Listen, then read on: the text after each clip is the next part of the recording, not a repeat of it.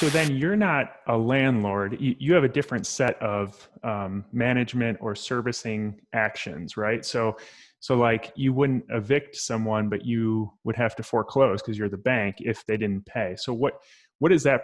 Is that a lot less intensive, and do you have to foreclose a lot? Or In Texas, well, right now, I mean, I only have like a 1% or less foreclosure rate, really? even through this COVID thing. Wow. Okay. Actually, it was 0.002 for the longest time, but I had a few people bomb out at one time for whatever reason. But because think about it, on a $100,000 house, I got at least 10,000 down. I'm averaging 12,000 down, and then I sell a lot of houses. And this is the most beautiful plan in the whole wide world. Buy it, don't fix it. Watch the person that's paying you monthly payments go over budget, rehabbing your collateral. What a plan! So here's how it looks. I could buy a house for 40. I could put 20 in it. Now I got 60 in it, right? Mm-hmm. Then so I got to sell it for 120 is my goal. I don't always sell it for double, but that's my goal. I sell it for 120, owner finance with 10% down, which is 12,000 down. Or I could just buy it for 40, don't put 20 in it, and sell it for 80, and then watch them put 20 in it to make it worth whatever it's going to be, to make me worth 120. It's the same. I doubled my money either way. I doubled 60 or I doubled 40. But the magical part about doubling 40 and selling it as is and letting the guy who buys the house fix it is he's putting his 20,000 into my collateral and he's making it worth $120,000. Yeah. And I have a $40,000. I got to have 40 in it. I owner financed it for 80. I doubled my money either way. But one is, where's all the time in a flip? It's in the rehab. I didn't have a rehab. I bought it for 40 at 10 in the morning. I closed, and by 2 in the afternoon, it's for sale. Wow. Where's the risk? Yeah. How many times have you gone over budget when you bought something and put it up and didn't touch it? How many times did you go over budget? Of course, you didn't go over budget because you didn't do anything. There was no budget. Yeah. How many times did you get your lumber ripped off on a job that you didn't fix? Never, because you never brought any lumber to the job. Yeah. Yeah. Wow. And so you're not holding them then. Sexually aroused, doesn't it? I don't know if I'd quite go that far, but close. Well, close. I do. Very That's close. why I'm a lunatic. I mean, I love these houses. You've been doing this longer than me, so. Yeah. Well, it'll get you. So you're not holding them for a year now. You mentioned that previously. You can if you want to, but I never got these people to commit. They were a pain in the ass. They never came up with the rest of the money they were supposed to come up with 80% of the time. That's the problem with an option. They're real excited about owning your house when it smells like Mr. Clean and the carpet shampooed, and about 8 months in, when they have 4 more months left before they have to consummate and bring you that other $6,000 or that other $4,000 or that other $2,000, they're not so enthusiastic about the house anymore because the house smells like shit. It has dog crap all over the place and there's broken windows. And they're the ones that did it all to the house. Yeah. Yeah. So you're just paying a little bit higher taxes then, because it's not long-term capital gains, but it's worth it because you're able to flip them over. Get a tax course and learn how to mitigate your taxes. Yeah. Yeah. There's things. Here's one thing. I use, to quote Jack Bosch, I use 70% of the 100 houses I buy a year. And I've been buying 100 houses a year for 24 years. Almost unbelievable. I didn't even believe that, but we were in my mini storage where I had kept every file I had ever done because I own the mini storage complex. So I never need any more space. I just go get more space. Actually, we were just stacking these things up to the roof and then starting a new row, stacking up to the roof. I had someone count them all, and we divided them by how many years I've been in business. I was started full-time in March of 1996. It's 100 houses a year I took 2 years off. So I've taken that out of about 2.5 years off. So I took 3 years off for some sabbaticals I took. So I did the math, and I bought about 100 houses a year for 20 years. So when I look at, where was I going with this? The taxes you're talking about. So I make money on the quick flips and the wholesales. There's houses I don't want to be part of, you know, and there's people in my organization that need a hit every now and then.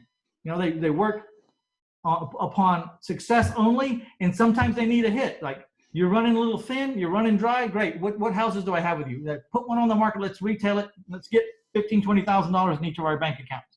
You know, I got to take care of my people.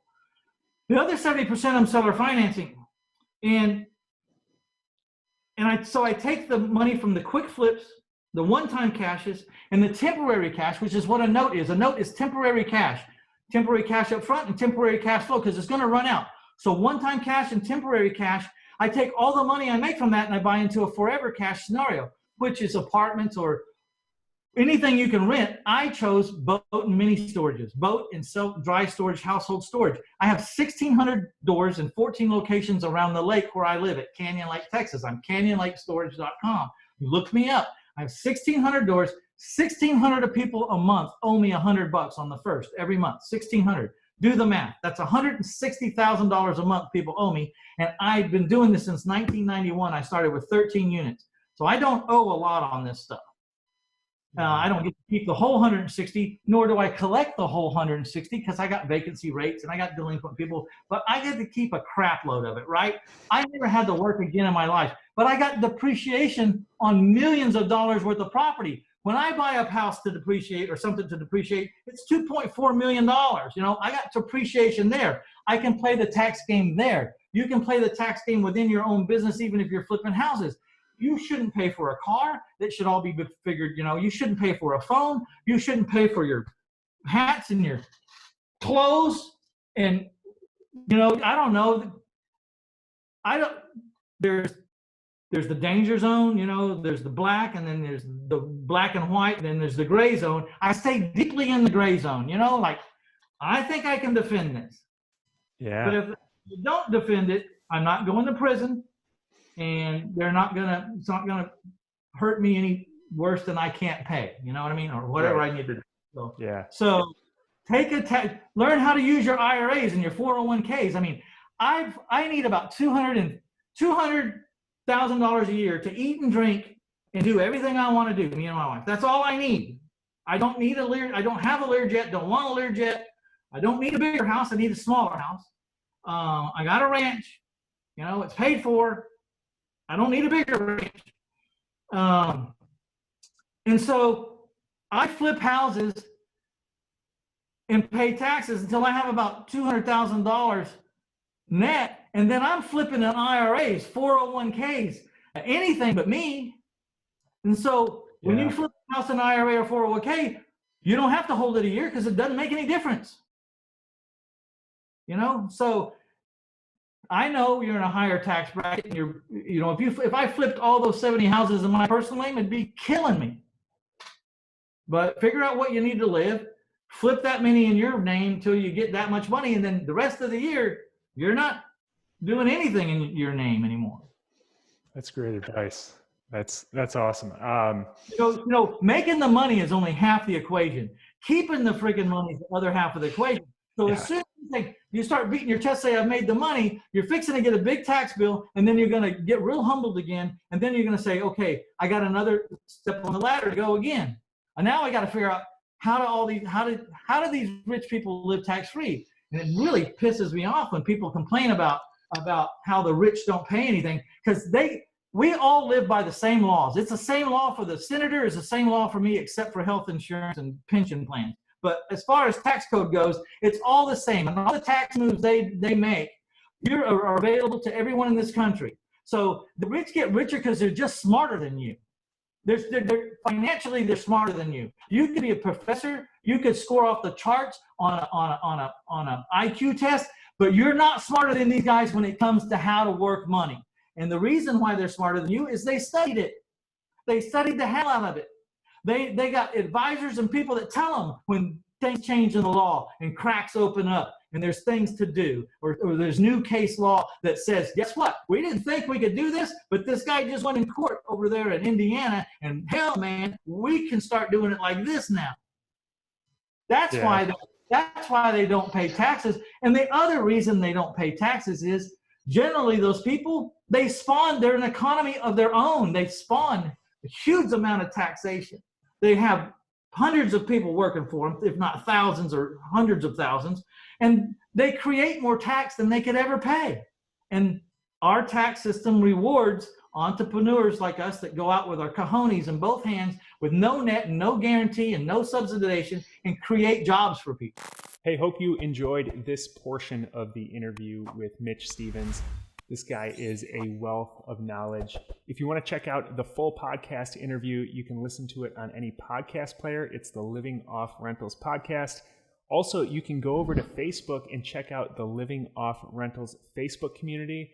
I know you'll get a ton of value out of that. It's a super engaged community, and I hang out there. A lot of other really smart rental property investors hang out there. I hope to see you there. If not, I will see you in the next video.